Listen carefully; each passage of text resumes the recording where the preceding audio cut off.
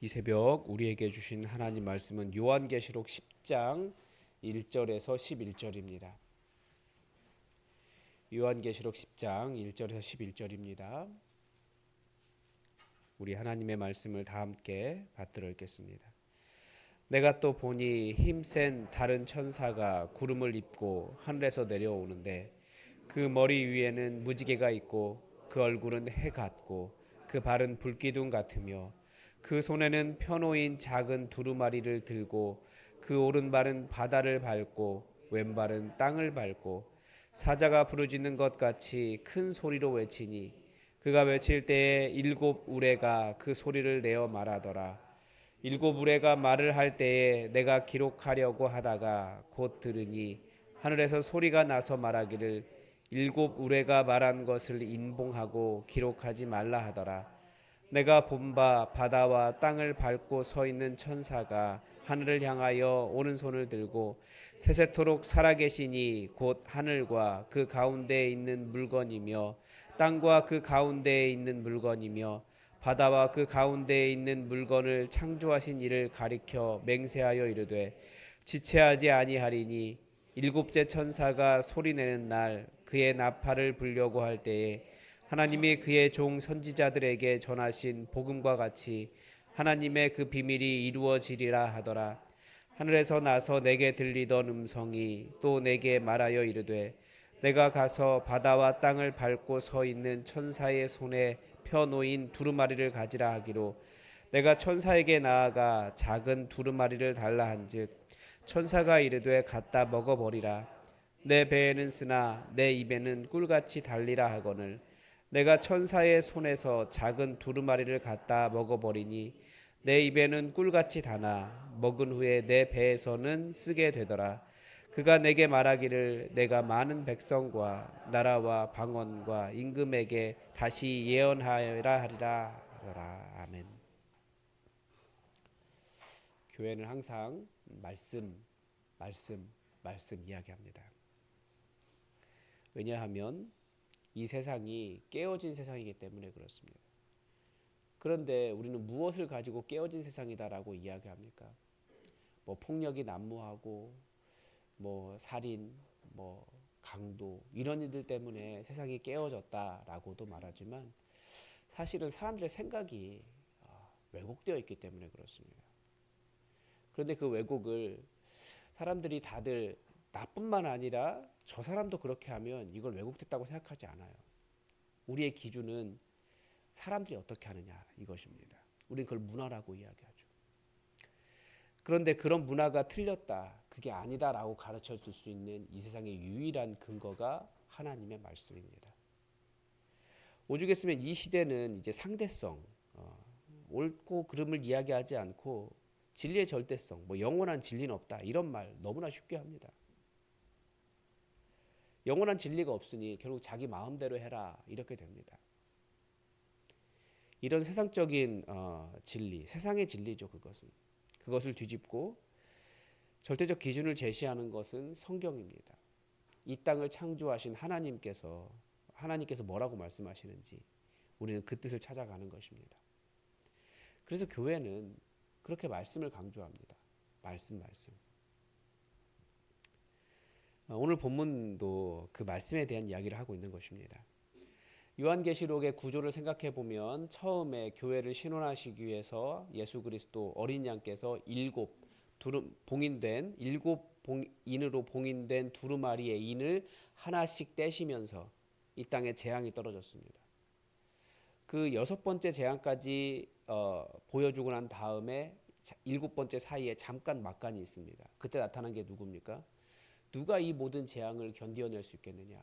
하나님의 인침받은 사람 14만 4천 명과 수많은 사람들, 예수 그리스도의 하나님의 말씀과 예수 그리스도의 증거 때문에 견디어낸 하나님의 인침받은 사람이 그 재난을 견디어낸다라는 말씀을 보여줍니다. 그리고 일곱 번째 인을 떼시죠. 그런데 이 일곱 번째 인에는 더 큰 재앙, 전부 일곱 나팔을 든 일곱 천사의 재앙이 나타납니다. 그런데 그 일곱 천사의 재앙도 마찬가지로 여섯 번째 나팔까지 불리고 다시 오늘 본문을 보여주는 거예요. 막간이죠. 그리고 이제 일곱 번째 나팔이 나오겠죠. 그 일곱 인 사이에서 보여준 것이 인침받은 하나님의 사람이라면 이 나팔에서 일곱 나팔에서 보여주는 것은 역시 사람입니다. 근데 어떤 사람일까요? 그것을 보여주고 있는 것입니다.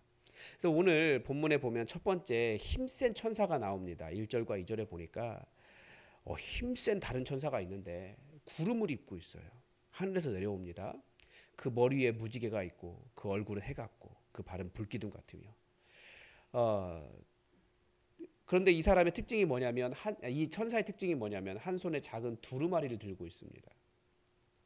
그리고 그 오른발은 바다에 왼발은 땅을 밟고 있습니다. 이 사람은 하늘에서 내려오고 있으면서 이렇게 밟고 있는 거예요. 여러분 어떤 모습이 연상이 되십니까? 이 모습은 바다와 땅을 밟고 하늘에 이르는 거대한 석상 같은 그런 느낌입니다. 아마 판타지 예전에 한참 유행했던 뭐 반지의 제왕이나 뭐 이런 판타지에 보면 도시에 들어가면 배를 타고 도시에 쫙 들어가면 그 입구에 그 나라의 왕의 석상을 세워놨어요. 근데 작은 게 아니고 엄청나게 커요. 그래서 그 밑을 이렇게 배를 타고 지나가면 막 이렇게 위압감이 들 정도로 그 모습을 이야기하는 것입니다. 실제로 로마의 그 황제의 모습을 그렇게 땅과 바다를 밟고 하늘에 이르는 엄청나게 큰 부조 이런 그 석상들이 많이 발견되고 있거든요. 그런 것을 이야기하는 것입니다. 무슨 말이냐면 로마는 계속해서 이 땅과 바다와 하늘과 온 세상에 로마의 황제가 있다는 것을 보여주고 싶은 거예요. 그게 로마의 영광입니다. 그것을 바라보면서 위압감이 들기도 하겠죠. 사탄이 하려는 것이 계속 그거예요. 땅과 바다와 하늘에 이기까지 하나님이 정말 영향력이 있는 것 같으냐? 아니, 내가 더 영향력이 있다. 사탄이 보여주고 싶은 것이 그것입니다. 그래서 우리도 경계를 해야 되는 것이 교만한 자들의 특징이 있습니다. 교만이 무엇이냐면 자꾸 무엇인가 위대한 걸 만들려고 해요. 그런데 우리가 남길 것은 무엇입니까? 하늘과 땅과 바다와 온 세계 위에 하나님의 말씀을 남기는 일이 남은 자가 되는 것입니다. 진짜 왕은 하나님뿐이기 때문입니다. 그래서 우리는 그분의 말씀을 살아가며 그분의 왕되심을 드러낼 뿐입니다. 우리는 다 조용히 사라져야 되는 사람들이에요. 그런데 우리가 그렇게 조용히 사라질 때 본문에서 보여주는 것은 여섯 번째와 일곱 번째인 사이에 남은 자가 있다. 하나님의 말씀과 그 증거 때문에 그 사람들이 하나님의 인을 받는 거예요. 마찬가지로 오늘 본문에서도 자꾸 우리는 땅에 발을 딛고 바다에 발을 딛고 하늘에 이르고 싶어 하지만 그런 교만이 결국 하나님을 대적하는 것이다. 사탄을 따라가는 것이다. 라고 하는 것을 가르쳐 줄 뿐입니다. 그리고 이제 사자가 부르짖는 것 같이 이제 큰 소리로 외치는데 동시에 그 소리가 일곱 우레가 그 소리를 말하는 것처럼 들린다는 거예요. 그러니까 한 말을 딱 하면 이렇게 메아리처럼 일곱 개의 음성이 막 나오는 거죠. 그 정도로 거대한 강력한 천사였습니다. 그래서 그 일곱 우레의 말을 기록하려고 했는데 기록하지 말라고 이야기합니다. 그러니까 모든 말씀을 다 우리가 들어야 될 필요는 없는 거예요. 그리고 또 하나는 이렇게 우리가 분명 이건 어떤 종말에 관한 이야기일 가능성이 있는데 미래니까. 그런데 그런 것들을 우리가 다 알 필요도 없는 거예요. 우리가 종말의 일들을 다 알아야지 하나님의 말씀을 증거하는 것이 아니라 지금 우리가 살아가는 현실 속에서 말씀을 증거하는 사람이 말씀을 증거하는 것입니다. 그래서 모든 것을 다 말해준 것은 아닙니다. 그런데 이제 그 8절에 보면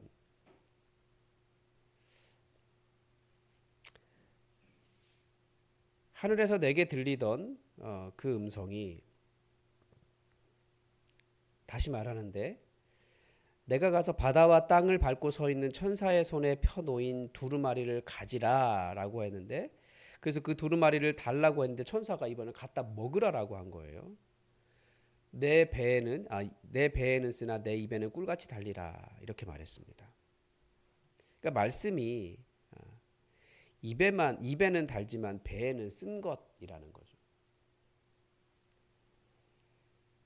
우리는 입에 단 말씀을 좋아합니다. 배에서 쓴 건 싫어요. 그러니까 우리 삶에서 말씀을 살아내느라고 이 지금 요한계시록의 성도들은 어떤 사람들입니까? 너무나 달콤한 구원의 복음의 말씀을 들었는데 그 말씀이 너무나 달았어요. 그런데 그들이 살아간 삶은 어땠습니까? 핍박당하고 고난당하고 굉장히 쓴 삶을 살았습니다. 예를 들면 우리에게도 말씀이 구체적으로 포기하라고 하는 것들이 있어요. 예를 들면 11조 같은 경우 다른 사람들이 다 어리석다라고 이야기하잖아요. 그게 우리 배에 쓴 거예요. 때로는 계속해서 우리에게 겸손하라, 네가 포기해라 라고 말씀하실 때 우리가 내려놓기 싫은 거예요. 왜냐하면 나는 높은 사람이거든요. 내가 옳거든요. 지난주에 우리 그 생명의 삶 할 때 고린도 교회가 성령의 능력도 충만하고 지식도 많고 뭐든지 일도 잘하고 잘 섬기고, 그런데 사도 바울은 너희 신앙 너무 안 좋다, 너희 너무 어린 자들이다 그렇게 비판합니다. 왜 그러냐면 시기와 분쟁이 있으니까. 그러니까 우리는 다 입에만 단 말씀을 원해요. 혹은 자기의 고집을 또 말씀이라고 생각해요. 그러나 예수님의 가장 큰 특징, 가장 낮은 자리, 높은 자리에서 내려와서 하늘 보좌에서 내려와서 십자가에 죽기까지 가장 낮은 자리로 내려가는 그 예수님 닮음이 없다면 이 쓴 삶을 잘 모릅니다. 그냥 입에 단 것만 원하는 거죠. 많은 문제들이 다 어디서 나오냐면 입에만 단 말씀을 원하기 때문에 나옵니다. 그런데 말씀은 우리 삶에 살아내려면 쓴 거예요. 사람들이 많이 늘어나도 섬길 사람이 없다라는 말들을 하게 됩니다. 왜 그렇겠습니까? 이 쓰디쓴 말씀을 살아내려고 하지 않기 때문에 그렇습니다. 그것이 세상의 특징입니다. 로마의 특징이기도 해요. 거대해지려고 하고 위대함을 남기려고 하고 자기의 낮아짐을 알지 못하고 섬김을 모를 때, 그게 세상의 특징이라고 예수님 말씀하셨습니다. 그러니까 우리는 자꾸 큰 것을 만들려고 해요. 건물도 그렇고 자신의 이름도 그렇고 영향력도 그렇고. 그런데 말씀은 바로 그런 교만함을 꺾고 예수님처럼 낮아질 것을 요구하고 있다는 것을 기억하셔야 됩니다. 그런데 이 본문에 정말 뭐라고 할까요? 그 어려운 점은 제가 보기엔 11절입니다. 그가 내게 말하기를 내가 많은 백성과 나라와 방언과 임금에게 다시 예언하여야 하리라 라고 하는 부분입니다. 가장 당황스러운 상황이에요. 왜냐하면 이때가 아마 요한이 나이가 꽤 들었을 것 같아요. 그리고 또 요한이 지금 하나님의 말씀을 증거하다가 반문하는 섬에 유배당한 상황이었습니다. 환상은 하늘과 땅과 바다에 거대한 천사가 서 있었지만 실제로 요한이 경험하던 현실은 온 세상에는 하늘과 땅과 바다에는 로마의 황제가 서 있는 것과 같은 상황을 경험하고 있는 거예요. 그래서 나는 약자가 되어 있는데 다시 예언할 수 있을까? 아마 요한이 이 고민하지 않았을까 싶어요. 왜냐하면 거대한 벽을 느껴본 사람들은 이걸 알아요. 다시 할 수 있을까? 나는 이렇게 연약하고 나는 아무런 힘이 없는데 다시 할 수 있을까? 그런데 여전히 많은 백성과 나라와 방언과 임금에게 나아가서 다시 예언하여야 하리라 라고 말씀하시니 얼마나 저도 아마 제가 요한이라면 항변했을 것 같아요. 저도 열심히 해왔다고요. 근데 안 되고 막히고 거대하고 세상의 위대함 앞에 말씀을 전한 저는 너무나 초라한 사람인데 이게 가능하겠습니까? 그런 말이 생길 것 같아요. 그래서 여전히 다시 예언하려면 누구를 바라봐야 됩니까? 이 땅에 바벨론의 영광을 추구하는 그 세상 권력을 볼 것이 아니라 실제 영적 현실은 무엇입니까? 하늘로부터 내려온 강한 하나님의 천사가 땅도 밟고 있고 바다도 밟고 있고 그 손에 말씀을 들고 이 온 세상을 말씀으로 채우고 하나님의 권능으로 채우고 있다는 것을 바라보지 않으면 다시 하나님의 말씀을 전하는 일이 어렵다는 거죠. 핍박당하던 당시의 교회들이 그랬을 것 같습니다. 누군가는 말씀 증거하다가 죽게 되고 누군가는 복음을 증거하다가 배신당하고 점점 관계는 어려워지고 그런 상황 속에서 다시 예언하여 하리라. 아마 쓰러졌던 사람들이 다시 일어났을 것 같아요. 저도 그런 면에서 사실은 뭐라고 할까요? 막혔던 여러 가지 일들 생각하면서 다시 시작해야겠다 그런 것들이 있습니다. 예를 들면 교대 사역 생각보다 막혀 있습니다. 어려워요. 그리고 저도 체력적으로도 그렇고 여러 바쁜 일들 때문에 미뤄놨는데 어떻게든지 다시 들어가야겠다. 왜냐하면 모든 권세를 가지신 분은 우리 하나님이시니까. 우리도 복음 전하는 일에 마찬가지입니다. 여러분 복음 전하기 위해서 무엇이 막혀 있습니까? 다시 예언하여 하리라. 여러분 무엇을 증거하기 위해 애쓰고 계십니까? 우리는 예수 그리스도의 복음을 증거하기 위해 애쓰는 사람들이에요. 여러분의 입에 무엇이 담겨 있습니까? 우리 다른 거 말하는 건 쉬워요. 그런데 예수 그리스도의 복음 말하는 건 어려워하더라고요. 세상 사람이 다 인정할 만한 정의와 옳은 일들 말하는 것은 쉬워요. 그러나 예수 그리스도의 복음 말하는 건 어렵습니다. 여러분의 입에 무엇이 담겨 있습니까? 오직 하나님의 말씀, 예수 그리스도의 복음을 증거하기 위해서 여러분 멈춰져 있는 일들을 다시 시작하는 여러분의 삶이 되시기 바랍니다. 오늘도 하나님의 뜻이 우리에게 이루어지기를 주기도문으로 기도하겠습니다. 하늘에 계신 우리 아버지, 아버지의 이름을 거룩하게 하시며 아버지의 나라가 오게 하시며 아버지의 뜻이 하늘에서와 같이 땅에서도 이루어지게 하소서. 오늘 우리에게 일용할 양식을 주시고 우리가 우리에게 잘못한 사람을 용서하여 준 것 같이 우리 죄를 용서하여 주시고 우리를 시험에 빠지지 않게 하시고 악에서 구하소서. 나라와 권능과 영광이 영원히 아버지의 것입니다. 아멘. 여러분 오늘도 성령을 우리에게 부어달라고 기도해 주시고 우리에게 이 세상의 거대함이 보이는 것이 아니라 우리 하나님의 위대하심이 계속 보일 수 있도록 우리에게 영안을 열어달라고 기도합시다. 그리고 우리가 혹시 여러분 복음 증거하는 일을 제대로 감당하고 계십니까? 우리 복음을 증거하기 위해서 복음을 다시 알아야 될 텐데 여러분은 복음을 알고 계십니까? 우리가 다시 한번 처음부터 다시 일어서기 위해서 복음을 알고 복음을 증거하는 삶이 되도록 우리 함께 기도합시다.